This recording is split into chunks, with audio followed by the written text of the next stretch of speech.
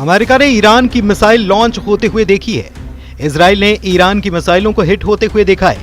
Iran की इस ताकत में 8 गुना इजाफा करने की तैयारी अब पुतिन ने कर ली है, क्योंकि पुतिन और खामनेई के बीच एक डील ने रूस और ईरान के हर दुश्मन को चारों खाने चित कर दिया है। रूस अब ईरान में 1-2 नहीं बल्कि 8 परमाणु प्लांट बनाने जा रहा है। इसमें 4 प्लांट बूशहर में बनाए जाएंगे, जहां का परमाणु अड्डा पहले से अमेरिका और इजराइल के टारगेट पर है। यानी कि जिस ईरान के परमाणु कार्यक्रम में ट्रंप और नेतन्याहू ब्रेक लगाना चाहते हैं, उसकी ताकत पुतिन ने 8 गुना बढ़ाने का फैसला कर लिया है। कहा जा सकता है कि पुतिन और खामनेई की पार्टनरशिप ने नेतन्याहू और ट्रंप के गठजोड़ को डायरेक्ट चैलेंज दे दिया है। ये खबर इसलिए बहुत बड़ी है क्योंकि जिस वक्त ईरान की मिसाइलों का खौफ पूरे इजराइल में फैला हुआ है, जब ईरान के परमाणु कार्यक्रम की टेंशन में पूरा व्हाइट हाउस घिरा हुआ है, तब पुतिन खामनेई की परमाणु डील ने ट्रंप और नेतन्याहू को बहुत बुरी तरह से डराया है। इस सबसे बड़ी डील के 3 मायने निकाले जा रहे हैं, यानी कि डील एक है लेकिन खबर 3-3 निकल रही है। पहली खबर कि इस डील ने नेतन्याहू के पैरों तले जमीन खिसका दी है। दूसरी खबर, इस डील ने ट्रंप को बता दिया कि उनका ईरान को कुचलने वाला प्लान पूरी तरह से ध्वस्त है। तीसरी खबर, इस डील ने साबित कर दिया है कि ईरान और इजराइल का युद्ध हुआ तो उसमें ईरान हारेगा नहीं। इसकी पक्की गारंटी पुतिन दे रहे हैं।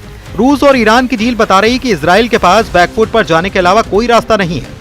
ट्रंप की भी हिम्मत नहीं कि वो पुतिन के खिलाफ जाकर ईरान पर उस जगह हमला करें जहां पर पुतिन परमाणु प्लांट बनाना चाहते हैं, फिर चाहे वो ईरान के आसपास कितने भी समुद्री बेड़े क्यों न तैनात कर दे, फिर चाहे वो ईरान के आसपास बड़े बॉम्बर विमान क्यों न उतार दे। ईरान को बंकर बस्टर वाली ताकत दिखाकर डराना अब आसान नहीं है, क्योंकि पुतिन ने ईरान के साथ आकर तेल अवीव और वॉशिंगटन डीसी दोनों कैपिटल सिटी तक मैसेज भेज दिया है। इस सब के बीच इजराइल और अमेरिका को एक और बड़ा झटका देने वाली खबर संयुक्त राष्ट्र की संस्था IAEA यानी कि अंतर्राष्ट्रीय परमाणु ऊर्जा एजेंसी की तरफ से आई।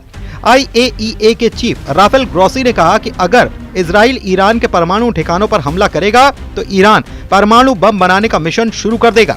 इस खबर को इजराइल के मीडिया में टॉप हेडलाइन बनाया गया। IAEA के चीफ राफेल ग्रोसी ने कहा कि ईरान ने ये बातें उन्हें साफ साफ बता दी हैं। ये कहना अहम है कि हम इस प्रक्रिया में ईरान का समर्थन और प्रोत्साहन जारी रखेंगे। सभी कठिनाइयों और स्पष्ट मतभेदों के बावजूद हम बातचीत जारी रखेंगे।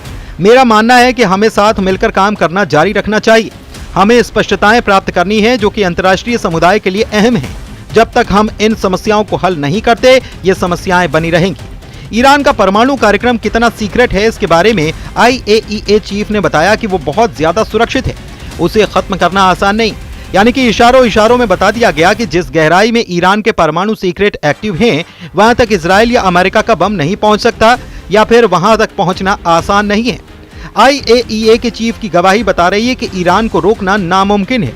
कम से कम बम और मिसाइल दिखाकर तो खामनेई को इजराइल रोक पाएगा, ऐसा नहीं लगता। हाँ, बातचीत एक रास्ता जरूर है जिसकी कोशिश ट्रंप करने में लगे, लेकिन उन्होंने भी यूरेनियम संवर्धन वाली रेड लाइन बढ़ाकर ईरान के पाले तक पहुंचा दी। डोनाल्ड ट्रंप ने साफ साफ कर दिया है कि अमेरिका किसी भी समझौते में ईरान को यूरेनियम एनरिचमेंट यानी कि उसे शुद्ध करने की इजाजत नहीं देगा। वो ऐसी मांग कर रहे हैं जो आप नहीं कर सकते। उन्हें जो देना है वो उसे देने के लिए तैयार नहीं है।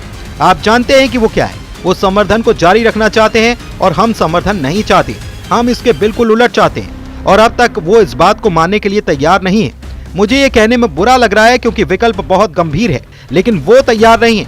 उन्होंने हमें अपने प्रस्ताव पर अपनी राय दी है और मैंने कहा कि हमें ये मंजूर नहीं है। ट्रंप के इन कड़वे शब्दों ने ईरान का खून खौला दिया है। ईरान को लग रहा है कि उसके साथ डोनाल्ड ट्रंप ने बहुत बड़ा धोखा किया है। ईरान को चिट्ठी लिखकर बातचीत की पेशकश करने वाले ट्रंप अचानक ईरान की उम्मीदों पर हथौड़ा चला चुके हैं। ईरान और अमेरिका या कहें इजराइल के युद्ध का खतरा इसलिए मंडराने लगा है क्योंकि अब तक बातचीत का दौर चला है। ईरान परमाणु बम हासिल न करे, इस पर बातचीत हो चुकी है, लेकिन मुद्दा यूरेनियम संवर्धन पर आकर टिक गया है और यही वजह है कि अब तक दोनों की तकरार बड़े युद्ध की तरफ बहुत तेजी से इशारा करने लगी है। वर्तमान में कुछ देश, जिसमें अमेरिका के सहयोगी भी शामिल हैं, यूरेनियम संवर्धन में लगे हैं, लेकिन उनका कोई परमाणु या हथियारों से संबंधित कार्यक्रम नहीं है। यूरेनियम संवर्धन परमाणु ईंधन चक्र का महत्वपूर्ण हिस्सा है और ईरान के परमाणु उद्योग का एक प्रमुख तत्व है। ये तकनीक जो ईरान की रणनीतिक आवश्यकताओं और राष्ट्रीय हितों के आधार पर विकसित की गई है, ईरानी वैज्ञानिकों की दशकों की कड़ी मेहनत का परिणाम है और इसे कभी भी सौदेबाजी के एक मोहरे के रूप में इस्तेमाल नहीं किया जाएगा। ट्रंप की नेतन्याहू से भी बातचीत हुई है, जिसमें ईरान सबसे बड़ा मुद्दा रहा। सवाल ये कि ईरान को लेकर क्या बात हुई।